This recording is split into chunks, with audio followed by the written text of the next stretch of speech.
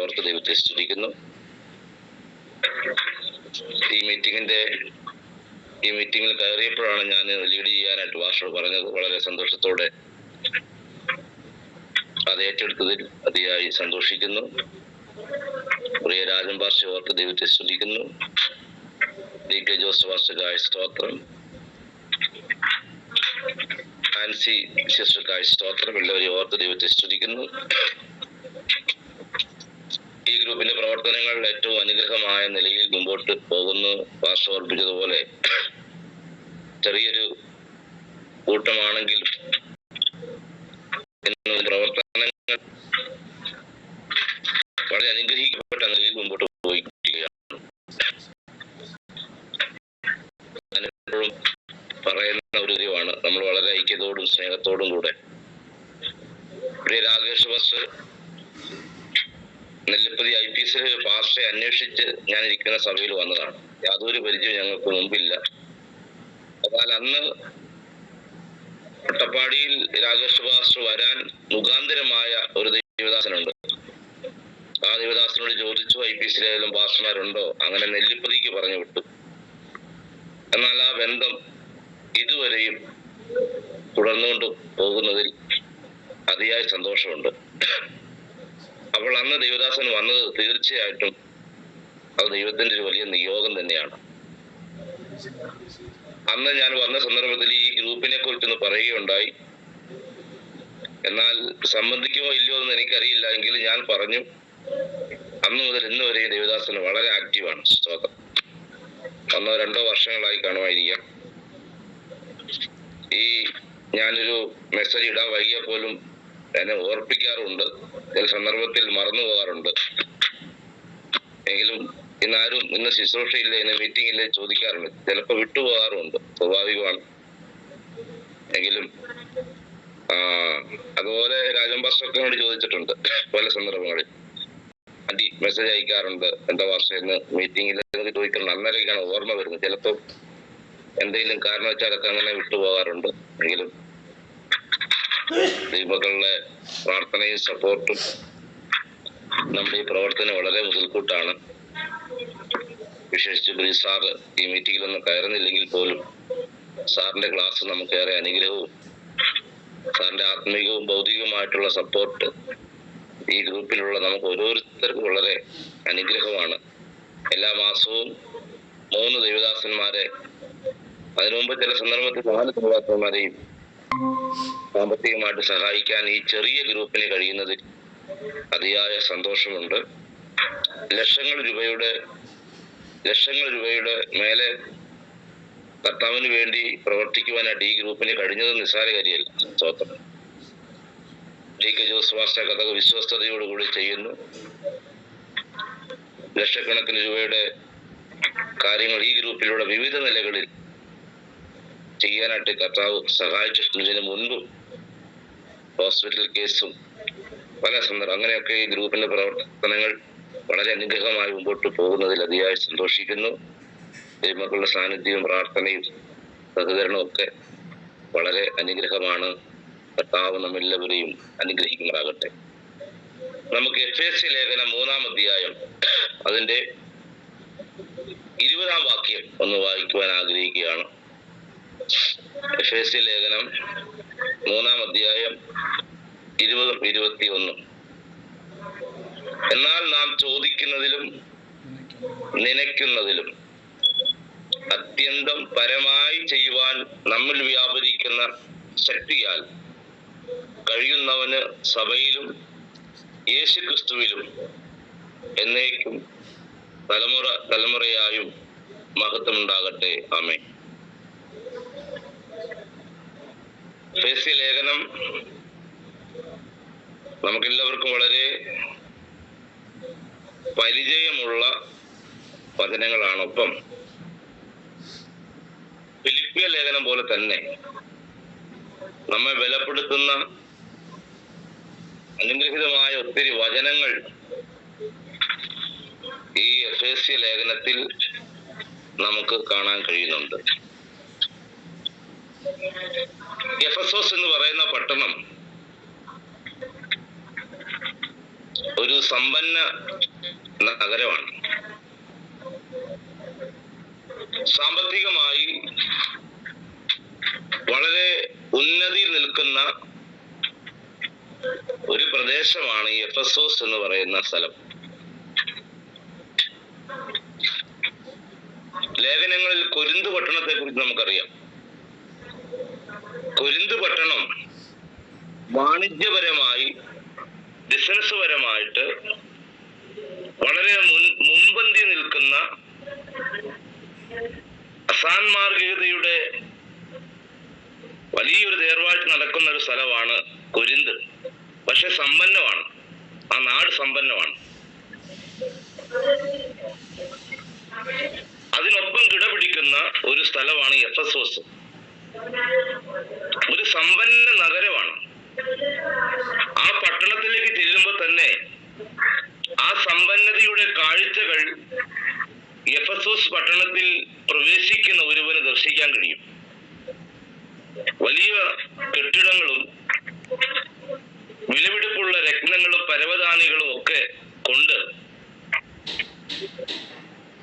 പേര് കേട്ടതാണ് കൊരിന്തെങ്കിൽ, അതേപോലെ തന്നെ വളരെ സമ്പന്നതയിൽ നിൽക്കുന്ന ഒരു പട്ടണമാണ് എഫെസോസ്. എന്നാൽ ഞങ്ങൾ പ്രവർത്തിക്കുന്ന ദേശത്തെ കുറിച്ച് പറയാം. ഒന്നുമില്ല, അവിടെ കുറെ കഴുതകളും ഇന്നുമുണ്ട്.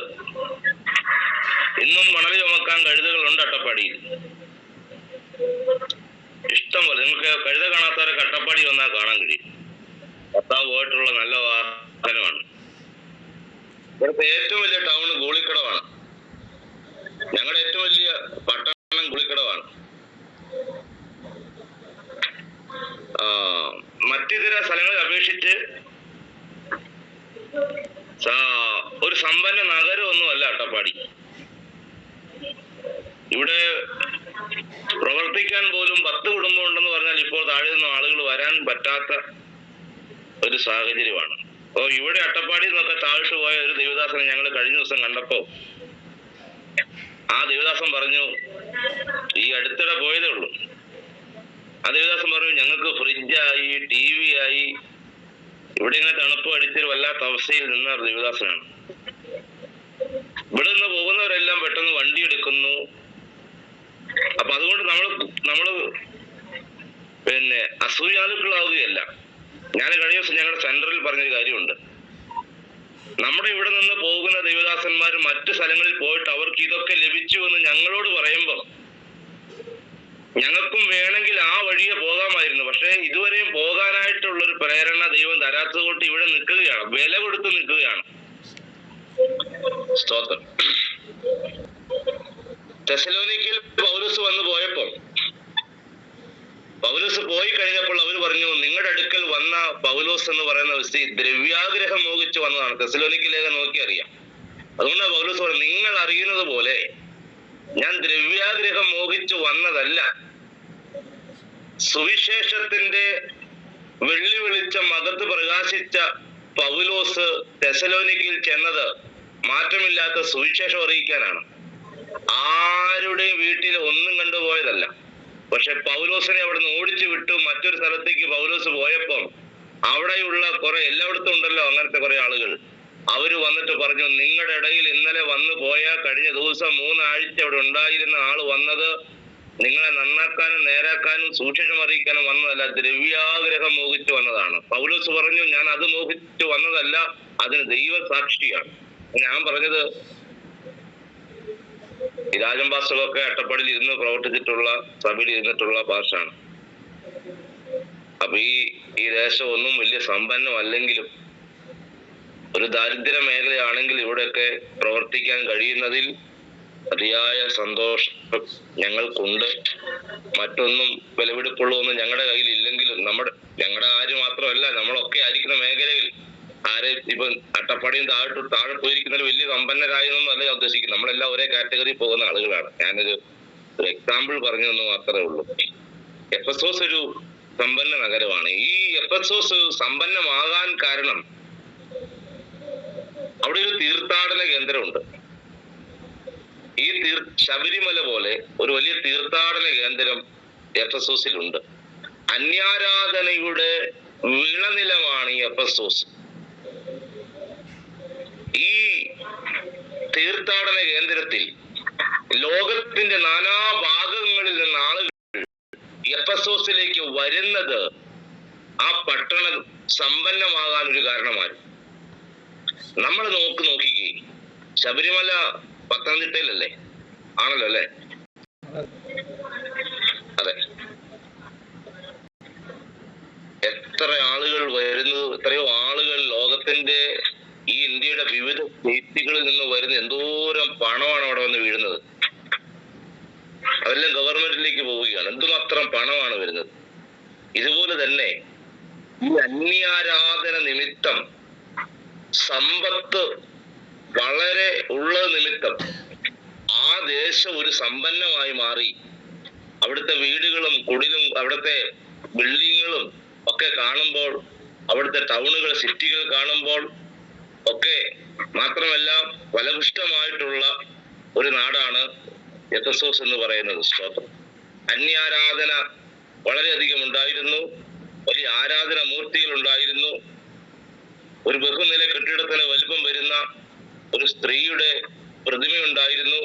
നഗ്നമായ ഒരു സ്ത്രീ രൂപം വെണ്ണക്കല്ലിൽ ഒറ്റക്കല്ലിൽ കൊത്തിയെടുത്തതുപോലെ, കണ്ടാൽ ഒറ്റക്കല്ലിൽ കൊത്തിയെടുത്ത പോലെ ഒരു വലിയ ഒരു ബഹുനില കെട്ടിടത്തിന്റെ വലിപ്പം വരുന്ന ഒരു സ്ത്രീ രൂപം എഫെസോസിൽ ഉണ്ടായിരുന്നു. അവിടെയൊക്കെ പോയി പ്രവർത്തിക്കാൻ സുഖമാണ്. അങ്ങനെയുള്ള അവിടെ ദാസ്യവേല ചെയ്യുന്ന അനേക ചെറുപ്പക്കാരായിട്ടുള്ള സ്ത്രീകൾ, അവിടെ വളരെ മ്ലേച്ഛമായ ആരാധന സങ്കല്പങ്ങൾ.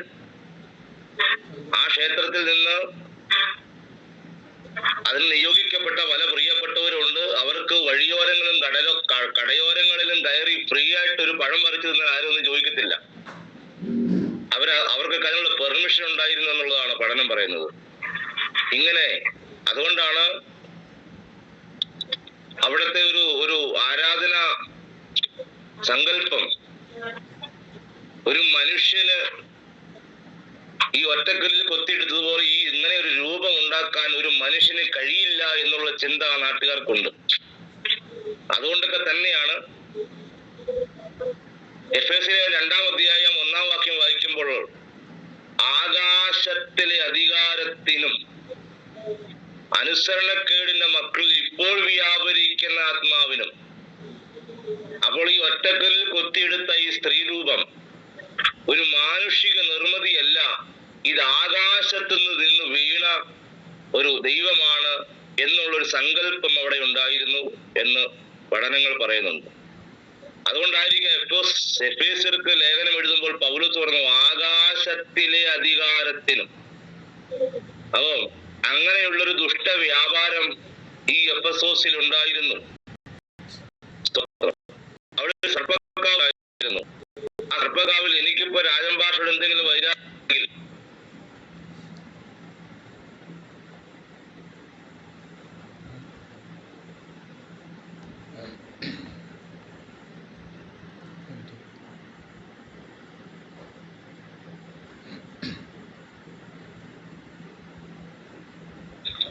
സ്തോത്രം. ഒരു കോള് വന്നാണ്.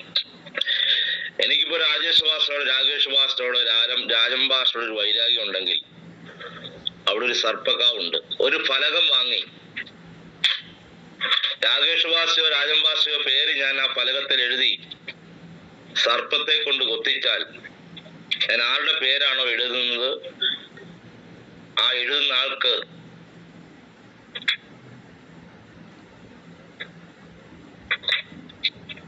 ഈ നമുക്കറിയാം ഈ കാലഘട്ടങ്ങളൊക്കെ ചെയ്യുന്ന സൂത്രപ്പണി പോലെ അങ്ങനെ ആ ഫലകത്തിൽ പേരെഴുതി ഈ സർപ്പത്തെ കൊണ്ട് കൊത്തിച്ചാൽ അതിനുള്ള പ്രഹരം ആ ശത്രുവിന് കിട്ടും എന്നുള്ള വിശ്വാസം. ഇങ്ങനെയുള്ള ഒരു അന്ധകാര നിബിഡമായ ഒരു സ്ഥലമാണ്. ഇവിടെ ഒരാളുടെ ഹൃദയത്തിന്റെ ദൃഷ്ടിയൊന്നും അങ്ങനെ വേഗത്തിൽ പ്രകാശിക്കത്തില്ല. അതുകൊണ്ടാണ് പൗലോസ് പറഞ്ഞത് ഹൃദയത്തിന്റെ ദൃഷ്ടി പ്രകാശിച്ചിട്ട്. അപ്പോൾ ഹൃദയത്തിന്റെ ദൃഷ്ടി പ്രകാശിക്കാതിരിപ്പാൻ ആ ദേശത്ത് വ്യാപരിക്കുന്ന ചില അന്ധകാര ശക്തികളുണ്ട്, പൈശാചിക തലങ്ങളുണ്ട്. ഈ തലങ്ങൾ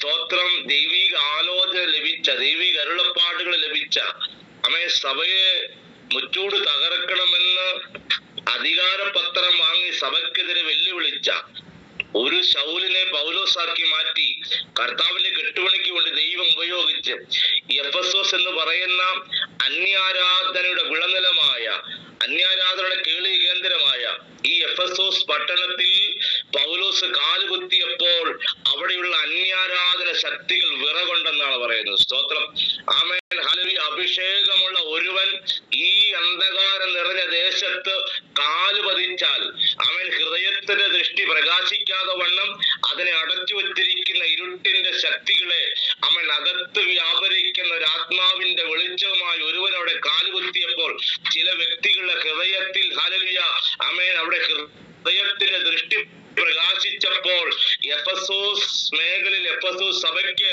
ആ ദേശത്ത് നിന്ന് അനുഗ്രഹിക്കപ്പെട്ട ചില ആത്മാക്കളെ നേടാൻ പൗലോസിനെ പോലുള്ള അനുഗ്രഹിക്കപ്പെട്ട പ്രവർത്തകർക്ക് കഴിഞ്ഞെങ്കിൽ അത് ഏറ്റവും അനുഗ്രഹമാണ്. അപ്പോൾ ഏത് അന്ധകാര നിബിഡമായ ദേശത്ത് നാം ആയിരിക്കുന്നെങ്കിലും നമ്മൾ വ്യാപരിക്കുന്ന നാം പ്രാപിച്ച ഒരു വെളിച്ചമുണ്ട്. ആ വെളിച്ചമായി ഇരുൾ നിറഞ്ഞ അന്ധകാര നിബിഡമായ സ്ഥലത്ത് നാം ചെന്ന് കർത്താവിന്റെ വേലയുമായി ചെന്ന് കഴിയുമ്പോൾ അവിടെ ചില ദ്വിതീയന്മാരുടെ ഹൃദയത്തെ തുറക്കാൻ ദൈവത്തിന് കഴിയും. ഒരു എഫെസോസിൽ ചില ആത്മാക്കളെ നേടാൻ പൗലോസിന് കഴിഞ്ഞെങ്കിൽ നാം ആയിരിക്കുന്ന മേഖലകളിൽ ചിലരെ നേടാൻ സ്വർഗത്തിലെ ദൈവം ഈ 2025 ചെയ്യട്ടെ. ജോസുവാസെ കണ്ടപ്പോൾ എനിക്ക് പെട്ടെന്ന് ഓർമ്മ വരുന്നത് ചെങ്കൽച്ചൂള എന്ന് പറയുന്ന ഒരു സ്ഥലം തിരുവനന്തപുരത്തുണ്ട്. ഞാൻ ഇതുവരെയും പോയിട്ടില്ല. ആമേൻ, സ്തോത്രം. ചെങ്കൽച്ചൂള എന്ന് പറയുന്ന സ്ഥലത്ത് ഇപ്പോൾ പരസ്യയോഗങ്ങളിൽ ധാരാളം ആളുകൾ പ്രസംഗിക്കാറുണ്ട്. ഒത്തിരി ഗുണ്ടകൾ അവിടെ രക്ഷിക്കപ്പെട്ടു വന്ന കാര്യങ്ങളൊക്കെ പറയാറുണ്ട്. എന്നാൽ അതിനു മുമ്പേ ഞങ്ങൾ ഒരുമിച്ച് ഫിലദൽഫിയ ബൈബിൾ കോളേജിൽ പഠിക്കുമ്പോൾ അവിടെ ഒരു ദൈവദാസൻ, ചെങ്കൽച്ചൂളയെ പ്രവർത്തിച്ച ഒരു ദൈവദാസൻ ആ ദേശത്തെ കുറിച്ച് പറഞ്ഞ് ഞാൻ കേട്ടിട്ടുണ്ട്. ഒരു ദൈവദാസൻ അവിടെ ചെല്ലാനായിട്ട് കഴിയത്തില്ല. അങ്ങനെ ഉണ്ടായിസു അതിക്രമങ്ങളും പോലീസിന് തലവേദനയായിട്ടുള്ള ഒരുപാട് ആളുകൾ തിങ്ങിപ്പാർക്കുന്ന ആ ദേശത്ത് അനേക ദൈവമക്കൾ എന്ന ദൈവത്തെ ആത്മനിറവിൽ ആരാധിക്കുന്നുണ്ട്. അതിലെ ഭാഷ തെല്യവന്മാരുണ്ട്, വലിയ ഗുണ്ടകളായിട്ടുള്ള ആളുകളുണ്ട്. അവരുടെയൊക്കെ ഹൃദയ ദൃഷ്ടി പ്രകാശിക്കാൻ കാരണമായത് അനേക ദൈവദാസന്മാര് ദൈവത്തിൽ നിന്ന് പ്രാപിച്ച പ്രകാശമായ ദേശത്ത് കടന്നു ചെന്ന് അതൊരു വലിയ വെളിച്ചത്തിന്റെ മഹാസാഗരമായി മാറാൻ കഴിഞ്ഞത്, ആമേൻ, സ്തോത്രം, അനവധി ആളുകൾ ആ ദേശത്ത് പോയതാണ്. അങ്ങനെയെങ്കിൽ ഈ എഫെസോസ് പട്ടണത്തിലാണ് പൗലോസ് വന്ന്, ആമേൻ, സ്തോത്രം, ആ ദേശത്തിന്റെ അവസ്ഥകളെ തന്നെ മാറ്റിമറിക്കാൻ, ആമേൻ, സ്തോത്രം, പൗലോസിനെ പോലുള്ള പ്രവർത്തനത്തിന് കഴിഞ്ഞു എന്നുള്ളതാണ്. ആമേൻ, ഹല്ലേലൂയ. ഈ എഫെസോസ് സഭയെ മാത്രം ഉദ്ദേശിച്ചുള്ള ആ ദേശത്തുള്ള ഓരോ കൂടിവരവുകൾക്കും, ആമേൻ, അവരെ ആത്മീകമായി ഉത്തേജിപ്പിക്കാനുള്ള അനുഗ്രഹിക്കപ്പെട്ട വചനമാണ്, ആമേൻ, സ്തോത്രം, എഫേസ്യ ലേഖനം എന്ന് നമുക്ക് മനസ്സിലാക്കാൻ കഴിയുന്നുണ്ട്. അപ്പോൾ ഇങ്ങനെയുള്ള ഈ പട്ടണത്തിൽ, സ്തോത്രം, കർത്താവിന്റെ വേലയോടുള്ള ബന്ധത്തിൽ ഭക്തന്മാർ കടന്നു ചെന്നത് അവിടെ ഒരു വലിയ, ആമേൻ, സ്തോത്രം, ആത്മാക്കൾ അവിടെ, ആമേൻ, കൂടി വരുവാൻ മുഖാന്തരമായി തീർന്നു. സ്തോത്രം. അപ്പോൾ അവർക്ക് ലേഖനം എഴുതിയപ്പോൾ പൗലോസോട് പറഞ്ഞൊരു കാര്യമാണ്, എന്നാൽ നാം ചോദിക്കുന്നതിലും നിലയ്ക്കുന്നതിലും അത്യന്തം പരമായി ചെയ്യുവാൻ നമ്മിൽ വ്യാപരിക്കുന്ന ശക്തിയാൽ, ഇന്നലെ വരെ വ്യാപരിച്ചൊരു ശക്തിയുണ്ട് ദേശത്ത്. ഇന്നലെ വരെ വ്യാപരിച്ച ഒരു അന്ധകാര ശക്തി ആ ദേശത്തുണ്ട്. ബഹുനില കെട്ടിടത്തിന്റെ വലിപ്പം വരുന്ന ഒരു വലിയ സ്ത്രീ രൂപം ആ ദേശത്തെ അടക്കിവാണ് കൊണ്ടിരുന്നു. നൂറുകണക്കിന് ആളുകൾ ആ ദൈവത്തെ ആരാധിക്കുവാനായിട്ട് അവിടെ കൂടി വരുമായിരുന്നു. സ്തോത്രം. ആ ശക്തിയിൽ ആശ്രയിച്ച അനവധി ആളുകൾ അവിടെ ഉണ്ടായിരുന്നു. എന്നാൽ ആ ശക്തിയെ വെല്ലുവിളിച്ചുകൊണ്ട് സാക്ഷാൽ കർത്താവ്, ആമേൻ, പൗലോസിനെ ആ ദേശത്ത് അയച്ചെങ്കിൽ അവർക്ക് ലേഖനം എഴുതുമ്പോൾ പൗലോസ് പറയുക, നമ്മിൽ വ്യാപരിക്കുന്ന ഒരു ശക്തിയുണ്ട്. സ്തോത്രം. ആ വ്യാപരിക്കുന്ന ശക്തി, ആമേൻ, നമുക്കെതിരെ പ്രവർത്തിക്കുന്ന ഇരുട്ടിന്റെ ശക്തികളെ ജയിക്കാൻ, ആമേൻ, അതുകൊണ്ടാണ് 6-ാം വാക്യം, പിശാചിന്റെ തന്ത്രങ്ങളോട് എതിർത്ത് നിൽക്കുവാൻ കഴിയേണ്ടതിന് ദൈവത്തിന്റെ സർവായുധ കൊള്ളുവിൻ. നമുക്ക് പോരാട്ടമുള്ള ജഡരക്തങ്ങളോടല്ല. ആമേൻ, സ്തോത്രം. അങ്ങനെയുള്ള വചനങ്ങൾ നമുക്ക് അവിടെ കാണുവാനായിട്ട് കഴിയുന്നുണ്ട്. സ്തോത്രം. അതുകൊണ്ട് ആമേൻ, പൗലോസ് പറയും, നമ്മിൽ വ്യാപരിക്കുന്ന ശക്തിയാൽ. സ്തോത്രം. ഹല്ലേലൂയ. അപ്പൊ ഇന്നലെ വരെ വ്യാപരിച്ച ആ അന്ധകാര ശക്തിയിൽ നിന്നൊക്കെ ആളുകൾ പുറത്തു വന്ന് ആമേൻ ദൈവത്തിൽ നിന്ന് പ്രാപിക്കുന്ന ആ ശക്തിയാൽ ആമേൻ കർത്താവിന് വേണ്ടി അനവധി കാര്യങ്ങൾ ചെയ്യുവാനായിട്ട് സർവശക്തനായ ദൈവം അവരെ ബലപ്പെടുത്തിയതുപോലെ ഈ നാളുകളിലും കർത്താവും നമ്മെ അധികമായി ശക്തിപ്പെടുത്തട്ടെ. എന്നാൽ നാം ചോദിക്കുന്നതിലും നനയ്ക്കുന്നതിലും. സ്തോത്രം. അതിന്റെ 14 മുതലുള്ള വചനങ്ങളൊക്കെ നമ്മൾ വായിക്കുമ്പോൾ എന്തൊക്കെയാ ചോദിച്ചെന്ന് നമുക്കറിയാം. അത് നിമിത്തം ഞാൻ സ്വർഗത്തിലും ഭൂമിയിലുമുള്ള സകല കുടുംബത്തിന് പേര് വരുവാൻ കാരണമായ പിതാവിന്റെ സന്നിധിയിൽ മുട്ടുകുത്തുന്നു. അവൻ തന്റെ മഹത്വത്തിന്റെ ധനത്തിനൊത്തവണ്ണം അവന്റെ ആത്മാവിനാൽ നിങ്ങൾ അകത്തെ മനുഷ്യനെ സംബന്ധിച്ച് ശക്തിയോടെ ബലപ്പെടേണ്ടതിന്. അപ്പോൾ ഒന്നാമത്തെ പ്രാർത്ഥന എന്ന് പറയുന്നത് ആമേൻ അകത്തെ മനുഷ്യൻ ശക്തിപ്പെടുക എന്നുള്ളതാണ്. ഈ അകത്തെ മനുഷ്യന് ശക്തിയില്ലെങ്കിൽ ആമേൻ സ്തോത്ര വാഹനമായാലും ശരി, എന്തുവായാലും ശരി, ആമേൻ പവർ ഇല്ലെങ്കിൽ പിന്നെ അതുകൊണ്ട് യാതൊരു കാര്യമില്ല. സ്തോത്രം. ഒരു വലിയ മനുഷ്യനായിട്ട് ഇങ്ങനെ നടക്കാമെന്ന് മാത്രമേ ഉള്ളൂ. ആമേൻ കാഴ്ചയിൽ ഉണങ്ങിയിരിക്കുന്നവനാണെങ്കിലും അകത്ത് ശക്തി ഉണ്ടെങ്കിൽ പൗലോസ് പറയുന്ന പോലെ എന്നെ ശക്തനാക്കുന്നവൻ മുഖാന്തരം ഞാൻ സകലത്തിനും മതിയായവൻ. പുറമെയുള്ള മനുഷ്യൻ നാൾക്ക് നാൾ ക്ഷയിക്കുന്നെങ്കിലും അകത്തിരിക്കുന്നവൻ ആമേൻ ഹല്ലേലൂയ സിംഹത്തെ പവറുള്ളവനാണ്. അകത്ത് വ്യാപരിക്കുന്ന ഒരു ശക്തിയുണ്ട്. അപ്പോൾ നിങ്ങൾ അകത്തെ മനുഷ്യൻ സംബന്ധിച്ച് അതിന് ശക്തി ഉണ്ടാകണം. സ്തോത്രം. അപ്പോ ഈ നമ്മൾ എന്നാൽ നാം ചോദിക്കുന്നത് നനയ്ക്കുന്നതെന്നൊക്കെ പറഞ്ഞിട്ട് ഒത്തിരി വിഷയങ്ങളെ പറയും പ്രാർത്ഥിക്കാറുണ്ട്. എന്നാൽ ഇവിടുത്തെ വിഷയം എന്നാൽ നാം ചോദിക്കുന്നതിലും നനയ്ക്കുന്നതിലും ഇവിടുത്തെ വിഷയം ഒന്ന് അകത്തെ മനുഷ്യൻ ശക്തിപ്പെടണം എന്നുള്ളതാണ്. ഈ നമ്മൾ ഓടിക്കുന്ന വാഹനം ഹോൺ അടിക്കുമ്പോൾ അറിയാം അതിന് പവർ ഉണ്ടോ പവർ ഇല്ലയോ എന്നുള്ളത് ഹോൺ അടിക്കുമ്പോൾ തന്നെ അറിയാം. വേണ്ടതുപോലെ അതിന്റെ പവർ ഇല്ലെങ്കിൽ, വാഹനത്തിന് പവർ ഇല്ലെങ്കിൽ ഹോൺ അടിക്കുമ്പോൾ തന്നെ ഒരു ചെറിയ സൗണ്ടേ കേൾക്കുള്ളൂ. എന്നാൽ പുതിയ ബാറ്ററി ആണെങ്കിൽ ഒറ്റ അടിക്ക് തന്നെ നല്ല സൗണ്ട് ആയിരിക്കും. അതുപോലെ തന്നെ നമ്മുടെ സഭകളിൽ അകത്ത് ശക്തി ഇല്ലാത്തവന്ന് ഇരിക്കുന്ന കാണുമ്പോൾ തന്നെ അറിയാം ഏകദേശം പരുവക്കേടിലാണ് ഇരിക്കുന്നെന്നുള്ളത്. സ്തോത്രം. ആ സ്തോത്രമൊക്കെ കേൾക്കുമ്പോൾ ഇരിപ്പും കാണുമ്പോൾ ചിലരിങ്ങനെ നമുക്ക് കാണാൻ നമ്മൾ താടക്ക് കൈ കൊടുത്തിങ്ങനെ ഇരിക്കുന്നതാണ് യോഗത്തിൽ വന്നിട്ട്. സ്തോത്രം. അപ്പം പവറില്ല. പൗലോസിനെയൊക്കെ കണ്ടാൽ ഉണങ്ങി മെലിഞ്ഞൊരു മനുഷ്യനാണ്. സ്തോത്രം. പക്ഷെ സൂക്ഷിച്ചു വേണം തൊടാൻ. Amen hallelujah. സ്തോത്രം. കണ്ടാൽ പൗലോസിനെ കുറിച്ചൊക്കെ ഈ അടുത്ത ദിവസങ്ങളിൽ കേട്ടു, കാലൊക്കെ ഇങ്ങനെ വളഞ്ഞ് ശാരീരികമായി വളരെ ക്ഷീണിഞ്ഞ് മെലിഞ്ഞുണങ്ങിയൊരു മനുഷ്യൻ. എന്നാൽ 2 വർത്താനം പറഞ്ഞിട്ട് പോകാന്നോർത്ത് സൂക്ഷിച്ചു വേണം പറയാൻ. കാരണം ഹല്ലേലൂയ സ്തോത്രം, പുറമെ ഉള്ളത് ഇങ്ങനെ ഉണങ്ങിയൊക്കെ ഇരിക്കുന്നെങ്കിലും അവൻ പൗലോസിന്റെ വാക്കുകൾക്ക് പവറുണ്ട്. അവൻ കാരണം അകത്ത് വ്യാപരിക്കുന്ന ഒരു പവറാ, ഒരു ശക്തിയാ. അത് നാട്ടുകാട് പറഞ്ഞാൽ ആമേൻ നമ്മൾ പരസ്പരം പറഞ്ഞാലും കിട്ടില്ല. അത് കിട്ടണമെങ്കിൽ സകല കുടുംബത്തിനും പേര് വരാൻ കാരണമായ പിതാവിന്റെ സന്നിധിയിൽ മുട്ടുകുത്തുന്നവന് മാത്രമാണ് ആ പവർ കിട്ടത്തേയുള്ളൂ. സ്തോത്രം. ഹല്ലേലൂയ. ആമേൻ. അതുകൊണ്ട് പവർ ഞങ്ങള് ഈ എന്റെ മൂത്ത കൊച്ചിന് അവര് ഒരു ടൂർ പോവുകയാണ്. അപ്പൊ ഞങ്ങള് രാവിലെ 4:30-5 മണിയായപ്പോ സ്കൂളിൽ രാവിലെ വെളുപ്പിന് 5:30 കൊണ്ടുവിടണം. ഞാൻ എന്റെ ബുദ്ധിമോശത്തിന് വാഹനത്തിന്റെ dim light, park light on ആക്കിയിട്ടിട്ട് പോയി. തിരിച്ചു വന്നപ്പോ വണ്ടി സ്റ്റാർട്ടാകുന്നില്ല. വണ്ടിയുടെ ബാറ്ററി എല്ലാം ഇറങ്ങിപ്പോയി. ചുരുക്കം പറഞ്ഞാൽ പിന്നെ ഒരു ബാറ്ററി വാങ്ങിയിടാൻ ഈ ഗതികെട്ട നമുക്ക് 7000 രൂപ മുടക്കേണ്ടി വന്നു. ആ പവർ ഇല്ലാത്ത വണ്ടി കൊണ്ട് ഞങ്ങൾക്ക് ഞാന് ജനീഷ് വാസ്, വിനുവം വാസ് ഇല്ല, അങ്ങനെ 1-2 ദേവദാസന്മാര് ഫാമിലി ആയിട്ട് ഞങ്ങൾ നിലമ്പൂര് പോയപ്പോ ഇവിടുന്ന് പോകുമ്പോഴേ വണ്ടിക്ക് പ്രശ്നമാണ്. വണ്ടി ഇടയ്ക്ക് സ്റ്റാർട്ട് ആവില്ല. അന്ന് തുടങ്ങിയ പ്രശ്നമാണ്. പവർ ഇറങ്ങിപ്പോയി. കാണുമ്പോൾ വലിയ വണ്ടിയൊക്കെയാണ്, പക്ഷെ പവറില്ല വണ്ടിക്ക്. അങ്ങനെ ഞങ്ങൾ ഇവിടുന്ന് പള്ളിക്കുറുപ്പ്, ഇവിടുന്ന് 10-30-40 കിലോമീറ്റർ അപ്പുറം പള്ളിക്കുറുപ്പ് മത്തായി പാഷയുടെ ഞങ്ങളുടെ സെൻട്രൽ പാഷ സഭയിൽ പോയി വണ്ടി. അപ്പൊ ഇത്രയും ദൂരം 1 മണിക്കൂർ ദൂരം വാഹനം ഓടിച്ചപ്പോൾ ബാറ്ററി പവറായി എന്ന് വിചാരിച്ചു. പക്ഷേ 10-30 കിലോമീറ്റർ ഓടി മത്തായി പാഷയെ കണ്ട്, ജനീഷ് പാസ്റ്റർ ഞങ്ങളൊക്കെ മത്തായി പാസ്റ്ററെ കണ്ട് വണ്ടിയൊക്കെ ഒന്ന് ഓഫാക്കി മത്തായി പാസ്റ്ററെ കണ്ട് തിരിച്ചു വണ്ടിയെ വലിയ സ്റ്റൈലിൽ കയറി ഇരുന്ന് ശരി പോട്ടെ പാസ്റ്റർ എന്നൊക്കെ പറഞ്ഞ് വാഹനത്തിൽ കയറി ഇരുന്നു. താക്കോല് തിരിച്ചതല്ലാതെ വണ്ടി സ്റ്റാർട്ടായില്ല.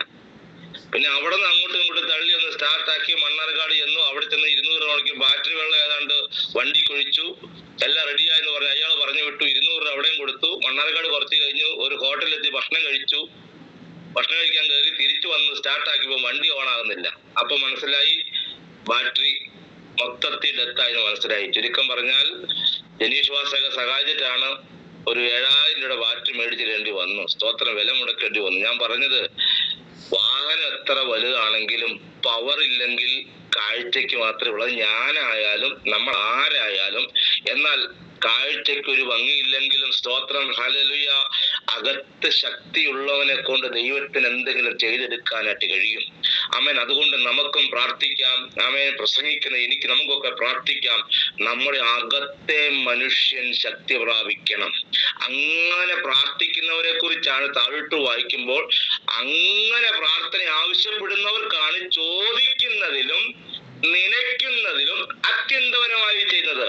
അല്ലാതെ വണ്ടി മേടിക്കാം വെള്ളം മേടിക്കാം എന്നുള്ളതല്ല ഈ വാക്യത്തിന്റെ അർത്ഥം. നാം ചോദിക്കുന്നതിലും വലിയ വീടൊന്നുമല്ല. നാം ചോദിക്കുന്നതിലും നനയ്ക്കുന്നതിലും എന്താണ് ചോദ്യം ചോദിച്ചാൽ, അകത്തെ മനുഷ്യൻ ശക്തിപ്പെടണമെന്നുള്ള ഒരു പ്രാർത്ഥന എനിക്കുണ്ടെങ്കിൽ നീ ചോദിക്കുന്നതിലും നനയ്ക്കുന്നതിലും അത്യന്തപരമായി നിന്റെ അകത്തൊരു ആത്മപകർച്ച തരാൻ ദൈവത്തിന് കഴിയുമെന്നുള്ളതാണ്. നമ്മുടെ അകത്തെ മനുഷ്യനൊന്ന് ശക്തിപ്പെടാനായിട്ട് നമുക്ക് പ്രാർത്ഥിക്കാം. ഞാൻ ഒത്തിരി പുറകിലാണെന്നുള്ള ബോധ്യം എനിക്ക് നന്നായിട്ടുണ്ട്. സ്തോത്രം. എന്നാൽ ഈ പുതുവർഷം കാണാൻ ദൈവം നമുക്ക് ആയുസ്സും ആരോഗ്യ ദൈവം നൽകി തന്നല്ലോ. പല മേഖലകളും നമുക്ക് ശക്തിപ്പെടുത്താൻ കഴിയാത്ത മണ്ഡലങ്ങളുണ്ട്, തകർന്നു കിടക്കുന്ന മണ്ഡലങ്ങളുണ്ട്. പ്രസംഗിക്കുന്ന ഞാൻ ആ കുറ്റബോധത്തോടുകൂടി തന്നെയാണ് പ്രസംഗിക്കുന്നത്. തികഞ്ഞ ഒരാളല്ല എന്നുള്ള തീർച്ചയായും ബോധ്യമുണ്ട്. തകർന്നു കിടക്കുന്ന മേഖലകളിൽ അത് പണിയപ്പെട്ടെങ്കിൽ മാത്രമാണ് ഒരു ശക്തിയുള്ള സുവിശേഷകനായി നമുക്ക് രംഗപ്രവേശനം ചെയ്യാൻ കഴിയുള്ളൂ. ആശാരി ഉപദേശിയെ കുറിച്ച് നമുക്കറിയാമല്ലോ. മെലിഞ്ഞുണങ്ങിയ മനുഷ്യൻ, 25,000 പേരെ സ്നാനപ്പെടുത്തിയ ഒരു മനുഷ്യൻ, 2ാം ക്ലാസ് വിദ്യാഭ്യാസമുള്ള മനുഷ്യൻ. വിദേശ രാജ്യത്ത് അമേരിക്കയിൽ പോയി ആ കാലഘട്ടങ്ങളിൽ, ഇന്ന് അമേരിക്ക പോകുമെന്ന് പറഞ്ഞാൽ വലിയ സംഭവമൊന്നും ആർക്കുമില്ല.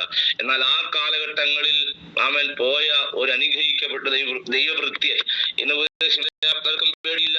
ആ കാലഘട്ടങ്ങളിൽ ഉപദേശിമാരെ ഭയങ്കര പേടിയായിരുന്നു, ഞാൻ കേട്ടിട്ടുണ്ട്. എന്താ കാര്യം ചോദിച്ചാൽ എന്തെങ്കിലും പറഞ്ഞിട്ട് പോയാൽ വീട്ടിൽ ചെല്ലത്തില്ല, അങ്ങനെയായിരുന്നു. അന്ന് ഉപദ്രവിച്ചന്മാര് 4 വളവ് അപ്പുറം നിന്നപ്പം വണ്ടി ഇടിച്ച് മരിച്ച കഥകൾ ധാരാളം ഉണ്ടായിട്ടുണ്ട്. സുവിശേഷന്മാർ ഉപദ്രവിച്ചവർ ശരിക്കും അനുഭവിച്ച കഥകൾ ധാരാളം കേട്ടിട്ടുണ്ട്. പാസ്റ്റർമാരെ തല്ലിയവൻ, സ്തോത്രം, സഭയ്ക്കെതിരെ കളിച്ചവൻ, ആ കുടുംബമൊത്തം ഭ്രാന്തന്മാരായി മാറിയ അനുഭവങ്ങൾ കേട്ടിട്ടുണ്ട്. സ്തോത്രം. വാഹനത്തിന് ഒരു വാഹനം നിറച്ചു പോകുമ്പോൾ ആ വാഹനത്തിന് പാസ്റ്റർ കൈ കാണിച്ചിട്ട് സ്കൂൾ കുട്ടികളെ കൊണ്ടുപോയ വാഹനം നിർത്താതെ പോയപ്പോൾ പോകുന്ന വഴിക്ക് തന്നെ കണ്ടക്ടർ പറഞ്ഞു, ആ ഉപദേശിയാണല്ലോ കൈ കാണിച്ചത്, കയറ്റമായതുകൊണ്ട് നിർത്താൻ പറ്റിയില്ല, മിക്കതും സ്ഥലത്തെത്തുമെന്ന് തോന്നുന്നില്ല എന്ന് പറഞ്ഞു. ഏതായാലും കൊള്ളാം, കൈ കാണിച്ച് നിർത്താതെ പോയ ബസ് ഉപദേശി നടന്നു വരുമ്പോൾ, ഒരു 1/2 കിലോമീറ്റർ ഉപദേശി നടന്നെത്തുമ്പോൾ നിർത്താതെ പോയ വാഹനം അവിടെ കേടായി കിടപ്പുണ്ട്. സ്തോത്രം. ആമേൻ. പേടിയാണ് ആളുകൾക്ക്. ആശാരി ഉപദേശി പിരിവ് ചോദിച്ചാൽ ആളുകൾ ചാടി കൊടുക്കുന്നത് ഞാൻ കേട്ടിട്ടുണ്ട്. കാര്യം ചോദിച്ചാൽ പേടിയാ. അദ്ദേഹം തന്നെ പ്രസംഗിച്ച് കേട്ടിട്ടുണ്ട്. പിരിവിന് ചോദിച്ചപ്പോ ഒരാൾ പറഞ്ഞു, ഹാർട്ടിൽ നിന്ന് യാതൊരു പ്രശ്നമില്ലാത്ത ആളോട് പിരിവ് ചോദിച്ചപ്പോ അദ്ദേഹം പിരിവ് കൊടുത്തില്ല. അപ്പുറം ചെന്നപ്പോ ഹാർട്ട് രോഗിയായ ഒരു മനുഷ്യൻ, എന്താ പ്രശ്നം? ഞാൻ സുഖമില്ലാതിരിക്കുകയാണ്, പക്ഷെ എനിക്ക് നിങ്ങൾക്ക് എന്തെങ്കിലും തരണം എന്ന് ആഗ്രഹമുണ്ട്. അപ്പോ ആ പൈസ കൊടുത്ത ആ മനുഷ്യനോട് ആ ആശാരി ഉപദേശി പറഞ്ഞു, ഈ കേടായ ഹൃദയം പിരിവ് തരാത്തവനോ പോയിട്ട് അവന്റെ നല്ല ഹൃദയം ഇങ്ങോട്ട് വരട്ടെ എന്ന് പറഞ്ഞ് പ്രാർത്ഥിച്ചു. സ്തോത്രം. ഒരു കുഴപ്പവും ഇല്ലാതിരുന്ന പിരിവ് കൊടുക്കാത്ത അച്ചായന് ഈ കേടായ ഹൃദയം എന്ന് അവിടെ പരുവക്കേടായി, ഇവിടെ പ്രശ്നത്തിന് പരിഹാരമായി. സ്തോത്രം. അപ്പം എന്തായാലും നമുക്കറിയത്തില്ല, എങ്കിലും അവരുടെയൊക്കെ വാക്കുകൾക്ക് ഭയങ്കര അധികാരമായിരുന്നു. എന്താ കാര്യം ചോദിച്ചാൽ, നമ്മൾ പറയുന്ന പോലെ പ്രസംഗങ്ങൾക്ക് പിന്നെ പോയിന്റ് 1, പോയിന്റ് 2, പോയിന്റ് 3 എന്നൊന്നും ആശാരി ഉപദേശിക്കില്ല. പക്ഷെ ഏറ്റു നിന്നാൽ ആമേൻ ദൈവം കൊടുക്കുന്ന വചനം. ആളുകൾ ഡിസോർഡർ എന്നൊക്കെ പറയും, പക്ഷെ അദ്ദേഹം പ്രസംഗിച്ചപ്പോൾ വേദികൾ ഇന്ന് ആര് പ്രസംഗിച്ചിട്ടുണ്ട്? സ്തോത്രം. അത്ര ആവേശമായിരുന്നു അന്നേക്കാലം. ആമേൻ ആശാര്യോപദേശിക്കുണ്ടായിരുന്ന ഇൻസ്ട്രുമെന്റുകൾ വായിക്കുന്ന പാട്ട് ഉപകരണങ്ങൾ ലക്ഷക്കണക്കിന് രൂപയുടെ മുതൽ. അന്നൊരു കീബോർഡ് കൈപിടിക്കാൻ കിട്ടാത്തൊരു കാലഘട്ടത്തിൽ ഫുൾ സെറ്റപ്പ് അദ്ദേഹത്തിന് ഉണ്ടായിരുന്നു. സ്തോത്രം. ഇതൊക്കെ പറഞ്ഞതിന് പിന്നിലെ കാരണം, അകത്തെ മനുഷ്യൻ ശക്തിപ്പെട്ടാൽ ഹല്ലേലൂയ, നമ്മുടെ പഠിപ്പൊരു പ്രശ്നമല്ല. സ്തോത്രം. നമ്മുടെ ശാരീരികമായ പ്രശ്നം ഒരു പ്രശ്നമല്ല. അകത്തെ മനുഷ്യൻ ശക്തിപ്പെട്ടാൽ പൗലോസിനെ പോലെ വലിയവ ചെയ്യുവാൻ നമുക്ക് കഴിയും. അങ്ങനെ അകത്തെ മനുഷ്യന്റെ ശക്തി, ആ അകത്തെ മനുഷ്യൻ ശക്തി പ്രാപിച്ചാണ് ഈ ദേശത്ത് പൗലോസ് എത്തിയത്. നമുക്ക് അവിടെ കാണാൻ കഴിയുന്നു. നിങ്ങൾ അകത്തെ മനുഷ്യനെ സംബന്ധിച്ച് ശക്തിയോടെ ബലപ്പെടണം. ആമേൻ. ഈ പുതുവർഷത്തിൽ കർത്താവ് നമ്മെ ബലപ്പെടുത്തട്ടെ. നമ്മുടെ തകർന്നു കിടക്കുന്ന ഏതെങ്കിലും മേഖലകൾ ഉണ്ടെങ്കിൽ അതിനെ ഒന്ന് പണിതെടുക്കാം. ശക്തിയോടെ കഴുകൻ തന്റെ ശക്തിയെ പുതുക്കുന്നത് പോലെ. ഞാൻ ഈ മീറ്റിംഗിൽ ആ ഒരു വചനമാണ് എടുത്തത്. കഴുകൻ തന്റെ പഴയ തൂവലുകളെല്ലാം കൊഴിച്ചു മാറ്റും. തന്റെ കാലിന്റെ നഖമെല്ലാം കഴുകൻ കളയും. സ്തോത്രം. ഒടുവിൽ അവസാനമായി സ്വന്തം ചുണ്ടും പാറയിൽ ഉരസി നഷ്ടപ്പെടുന്ന അത് കളയും. അല്പം വേദനകളും ചൗരപൊടി അവസ്ഥകളൊക്കെ ഉണ്ടാകും. കാഴ്ചയിൽ ക്ഷീണിതനായിരിക്കുന്ന ഒരു കഴുകൻ. നാളുകളായിട്ട് ഈ കഴുകനെ കാണുന്നില്ല. എന്നും പറന്നിറക്കുന്ന കഴുകനാണല്ലോ, കാണുന്നില്ല. പാറയുടെ പിളർപ്പിൽ ഇരിക്കുകയാണ്. എന്തിനാണ് ഇരിക്കുന്നത്? തന്റെ പഴയ തൂവലുകളെല്ലാം കൊത്തിപ്പറിച്ച് കളഞ്ഞ് മുറിവേറ്റ ഒരു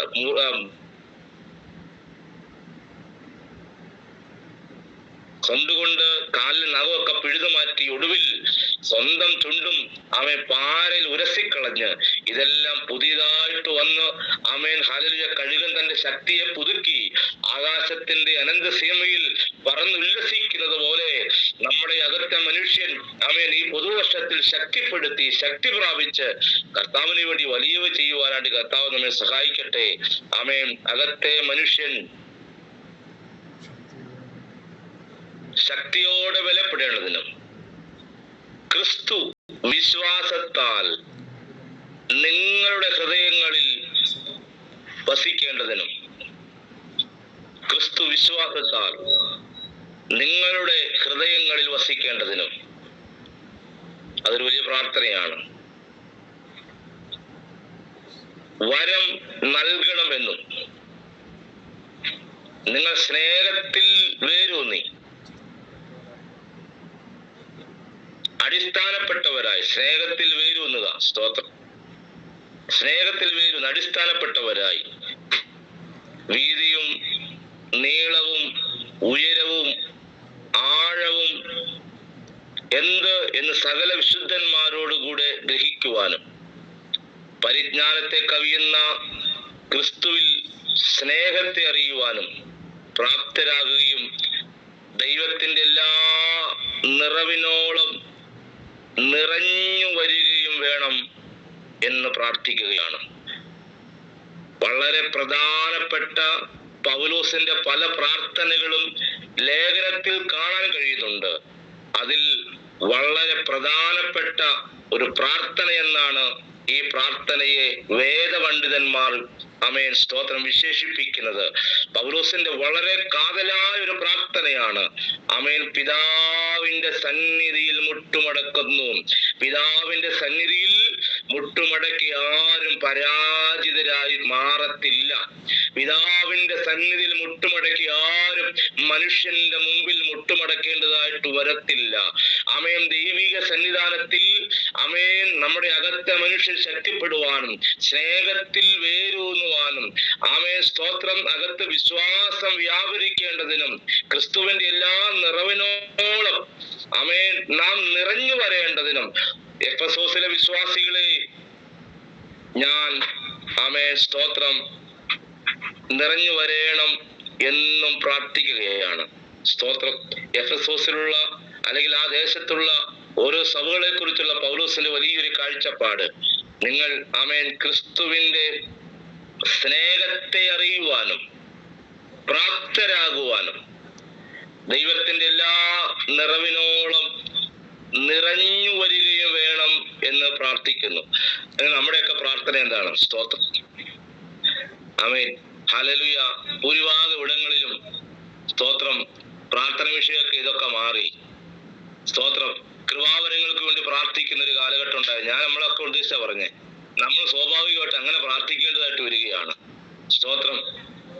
അമ്മച്ചി സാക്ഷ്യം പറഞ്ഞ പോലെ വിദേശത്തായിരിക്കും എൻ്റെ മകൻ, നിങ്ങൾ പ്രത്യേകം പ്രാർത്ഥിക്കണം, അവന് കുറെ കാലമായി ആമേൻ ബീഫ് കഴിച്ചിട്ടെന്ന്. അവൻ കുറെ കാലമായി ബീഫ് കഴിച്ചിട്ട് അവനൊരു കഷ്ണം ബീഫ് കഴിക്കാൻ സാഹചര്യം ഉണ്ടാകേണ്ടതിന് വേണ്ടി പ്രാർത്ഥിക്കണം.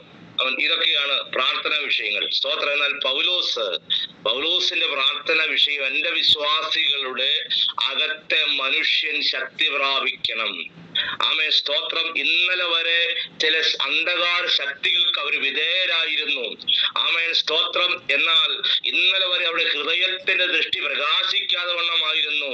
എന്നാൽ ദൈവത്തിൽ നിന്ന് ശക്തി പ്രാപിച്ച പൗലോസിന്റെ ആ ദേശത്തിലെ സന്ദർശനം ആ ദേശത്തിനൊരു അനുഗ്രഹമായി മാറിയതിന് പിന്നിലെ കാരണം അകത്ത് വ്യാപരിച്ച ശക്തിയാണ്. ഇന്ന് ഞാനായിരിക്കുന്ന സഭയിൽ എന്തുകൊണ്ട് ആത്മാക്കൾ കൂടി വരുന്നില്ല? അതിന്റെ കാരണം ഒരു പരിധി വരെ ഞാൻ തന്നെയാണ്.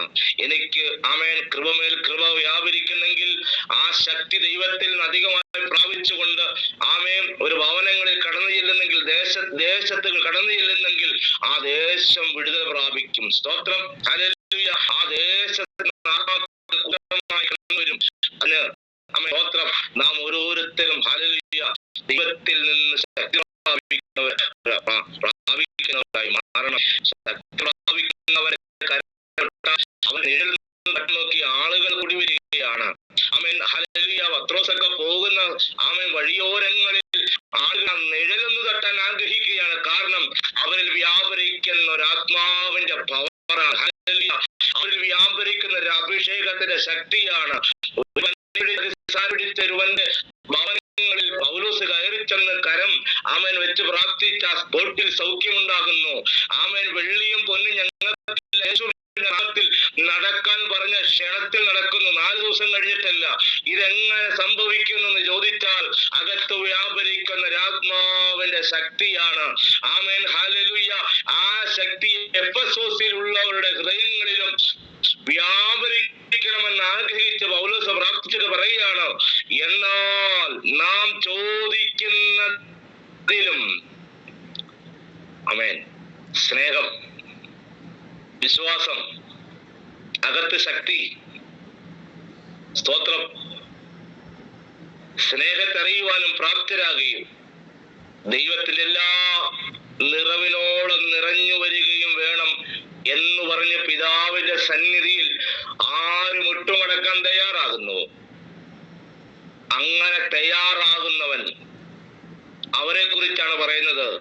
അങ്ങനെ ചോദിക്കാൻ ഒരുവൻ തയ്യാറാകുന്നെങ്കിൽ, എന്നാൽ നാം ചോദിക്കുന്നതിലും നിലയ്ക്കുന്നതിലും അത്യന്തപരമായി ചെയ്യാൻ നമ്മുടെ ദൈവത്തിന് കഴിയും. ഈ വചനങ്ങളാൽ കർത്താവ് നമ്മെ അനുഗ്രഹിക്കുമാറാകട്ടെ. God bless. Praise the Lord. വളരെ അനുഗ്രഹിക്കപ്പെട്ട ഒരു ആത്മീയമായ ചിന്ത ദൈവത്തിന് ആത്മാവ് കർത്താദാസൻ നൽകിയത് നമ്മോട് പങ്കുവെക്കാൻ കർത്താവിൻ്റെ ആത്മാവ് സഹായിച്ചല്ലോ അല്ല. എന്നാൽ നാം ചോദിക്കുന്നതിലും നനയ്ക്കുന്നതിലും അത്യന്തം പരമായി ചെയ്യുവാൻ കഴിവുള്ള അതേ നമ്മൾ വ്യാപരിക്കുന്ന ദൈവത്തിൻ്റെ പരിശുദ്ധാത്മാവിൻ്റെ ശക്തിയാൽ ഹല്ലേലൂയ ദൈവസന്നിധിയിൽ പിതാവായ ദൈവത്തിൻ്റെ സന്നിധിയിൽ മുട്ടുകുത്തുന്നവർക്ക് വേണ്ടി കർത്താവ് ചില ചെയ്യുന്ന ദൈവപ്രവർത്തിക്കായി സ്തോത്രം.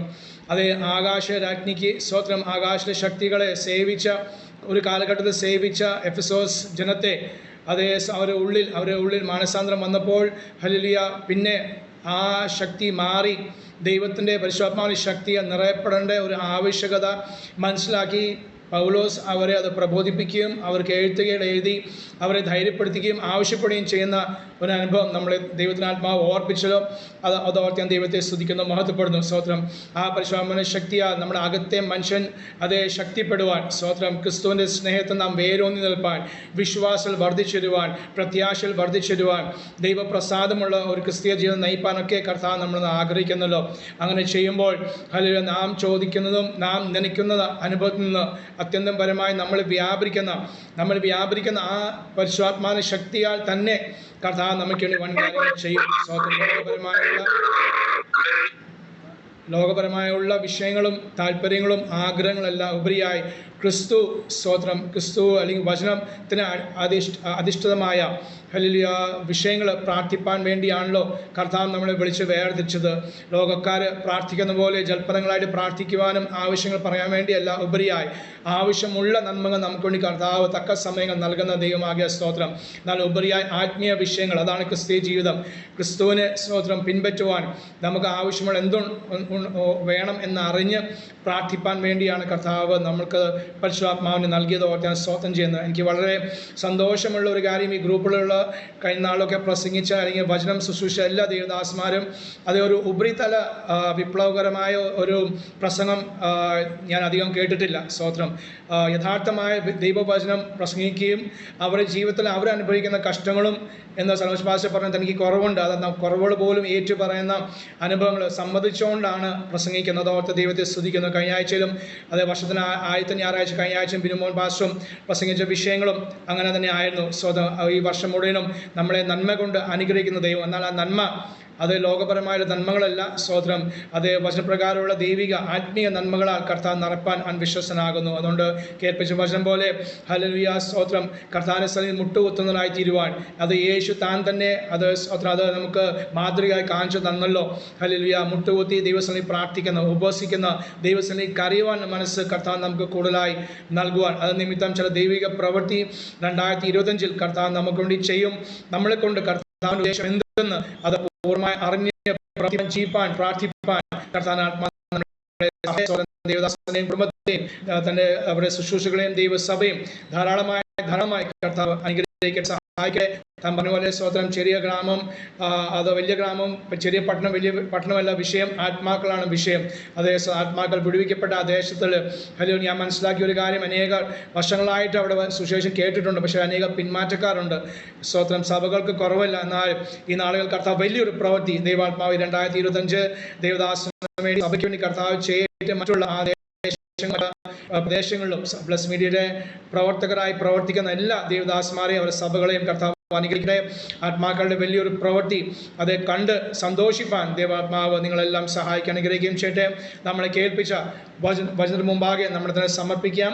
അത് കേട്ട വചനം നമുക്ക് അനുഗ്രഹമായി തീരട്ടെ. സ്തോത്രം. ദേവദാസൻ കുടുംബത്തെയും കർത്താവ് അനുഗ്രഹിക്കുവാൻ, ബ്ലസ് മീഡിയയുടെ പ്രവർത്തനങ്ങളെ കർത്താവ് അനുഗ്രഹിക്കുവാൻ, ദൈവപ്രവൃത്തി കർത്താവ് ശക്തിയോടെ ചെയ്യട്ടെ. അത് അനേകർ ഈ നാളുകൾ രക്ഷ പ്രാപിക്കുന്ന അനുഭവങ്ങൾ, ജയിൽ മിനിസ്ട്രിയെ കുറിച്ച്, ആ ചെങ്കൽച്ചൂടിനെ കുറിച്ച് പറഞ്ഞപ്പോൾ ഓർമ്മയിൽ ദേവദാസന്മാർ 10-20 വർഷം മുമ്പേ പറഞ്ഞൊരു കാര്യം, ജയിലിൽ, സെൻട്രൽ ജയിലിലൊക്കെ ആയിരിക്കുന്ന അത് ജീവിതങ്ങളുടെ ഇടയ്ക്കൽ ജയിൽ മിനിസ്ട്രികളായിട്ട് ജയിൽ മിനിസ്ട്രി ചെയ്യുന്ന ദേവദാസന്മാർ സഹോദരിമാർ പോയി സുവിശേഷം അറിയിച്ചു, പ്രാർത്ഥിച്ചു.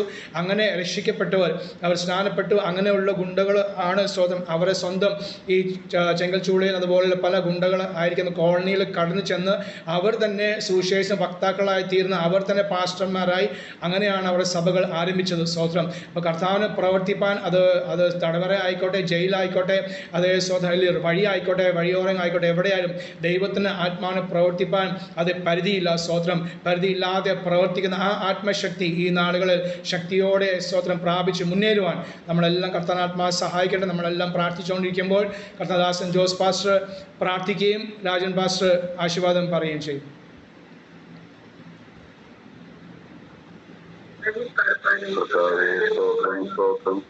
ഞങ്ങൾ അതിവാത്സല്യമായി സ്നേഹിക്കുന്ന പരിശുദ്ധ പിതാവേ, വളരെ മനോഹരവുമായി സമയത്തിനായി നന്ദിയോടെ സ്തോത്രം ചെയ്യുന്നു. കർത്താവേ, ബ്ലസ് മീഡിയ കൂട്ടായ്മയിൽ ഈ രാത്രിയിലും സംബന്ധിപ്പാൻ അവിടുന്ന് സഹായിച്ച കൃപയ്ക്കായി നന്ദി. കർത്താവേ, ജലദാസിലൂടെ കേൾപ്പിച്ച നല്ല ആലോചനയ്ക്കായി സ്തോത്രം ചെയ്യുന്നു. അവിടുത്തെ വചനത്തിൽ കൂടെ കർത്താവ് അവിടുന്ന് ഇടപെടുകയും ഞങ്ങളോട് സംസാരിക്കുകയും ചെയ്തുള്ള കർത്താവ് കേട്ടതായ തിരുവചനം ഞങ്ങൾക്ക് അനുഗ്രഹമായും കർത്താവ് വിടുതലായും അവിടുന്ന് തീർത്തതിനായി സ്തോത്രം ചെയ്യുന്നു. ദേവദാസിനെ കുടുംബമായി ദൈവം അനുഗ്രഹിക്കുന്ന, തലമുറകളെ ദൈവം അനുഗ്രഹിക്കണേ. ആയിരിക്കുന്ന സ്ഥാനത്ത് കർത്താവ് ഇനിയും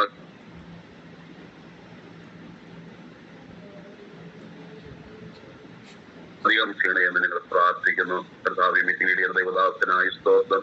താനുമായിരിക്കുന്ന സ്ഥാനത്തെയും പരിപാലിക്കുന്നതിനെയും കുടുംബത്തെ കർത്താവ് ശുശ്രൂഷകളെല്ലാം ദൈവം അനുഗ്രഹിക്കണേ എന്ന് പ്രാർത്ഥിക്കുന്നു. കർത്താവെ, ഇന്ന് രാത്രിയിൽ ഈ മീറ്റിംഗിൽ സംബന്ധിക്കുന്ന എല്ലാ ദൈവദാസന്മാരെയും ദൈവദാസിമാരെ ഓർത്ത് പ്രാർത്ഥിക്കുന്ന കർത്താവെ, ദൈവജനത്തിനായി പ്രാർത്ഥിക്കുന്ന നിങ്ങൾ വിവിധമായ ദേശങ്ങളിലാണ് പാർക്കുന്നതെങ്കിലും ഈ ഓൺലൈൻ വഴിയായി പരസ്പരം കാണുവാനും കർത്താവെ ഒന്നിച്ച് ദൈവസന്നിധിയിലായിരിക്കാനും അവിടുന്ന് സഹായിക്കുന്ന കൃപയ്ക്കായി നന്ദി. കഴിഞ്ഞതായ നാളുകളിലെല്ലാം ദൈവമേ ഈ മീഡിയയുടേതായ കൂട്ടായ്മകളെ ദൈവം അനുഗ്രഹിച്ചുവല്ലോ.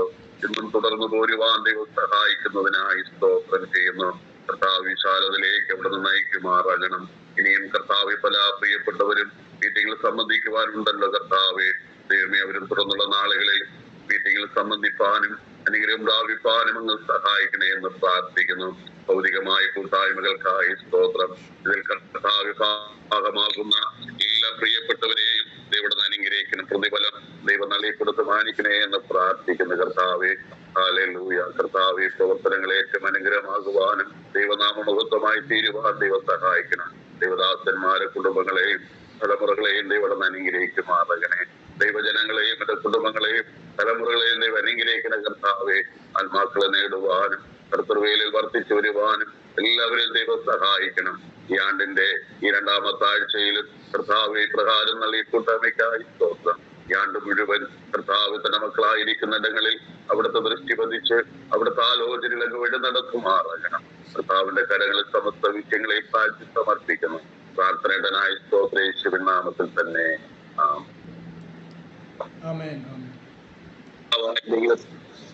ദൈവത്തിന്റെ സ്നേഹവും ആശ്വസിപ്പിക്കുന്ന കർത്താവിന്റെ കൃപയും പരിശുദ്ധാത്മാവിന്റെ സംസർഗവും സഹവാസവും നമ്മോടും നാം ഓർത്ത് പ്രാർത്ഥിച്ച സകല വിഷയത്തിന്മേലും ഭൂലോകമുള്ള സകല വിശുദ്ധന്മാരോടുകൂടി പ്രത്യേക പ്ലസ് മീഡിയയിലായിരിക്കുന്ന ദൈവദാസന്മാരോടും പ്രാർത്ഥന ലീഡിയ ദൈവദാസനോടും വചന ശുശ്രൂഷിച്ച ദൈവദാസനും ഇതിൽ പ്രവേശിക്കുവാനുള്ളവരോടും കർത്താവിന്റെ രണ്ടാമത്തെ വരവരെയും ഉണ്ടായിരിക്കുമാറാകട്ടെ. അറുക്കപ്പെട്ട കുഞ്ഞാടിന് മഹത്വം. ഹല്ലേലൂയ, ഹല്ലേലൂയ, ഹല്ലേലൂയ. ആമേൻ. കർത്താവായ യേശുവേ വേഗം വരെ. പങ്കെടുത്ത എല്ലാവർക്കും യേശു ക്രിസ്തുവിന്റെ സ്നേഹമന്ത്രം അറിയിക്കുന്നു. ബ്ലസ് മീഡിയയുടെ പ്രവർത്തനങ്ങൾക്കായി സ്തോത്രം. വനസുഷ ദേവദാസന് അവസാനമായി പ്രാർത്ഥിച്ചവർക്കായി പങ്കെടുത്ത സകലരെയും കർത്താവ് ധാരാളമായി അനുഗ്രഹിക്കട്ടെ. കർത്താവിൻ്റെ പോലെ താമസിച്ചാൽ അടുത്ത വ്യാഴാഴ്ച ബൈബിൾ ക്ലാസ്സിലും അടുത്ത ഞായറാഴ്ച സഭായോഗത്തിൽ നമുക്ക് കണ്ടുമുട്ടാം. കർത്താവ് നമ്മളെ സഹായിക്കട്ടെ. Praise the Lord.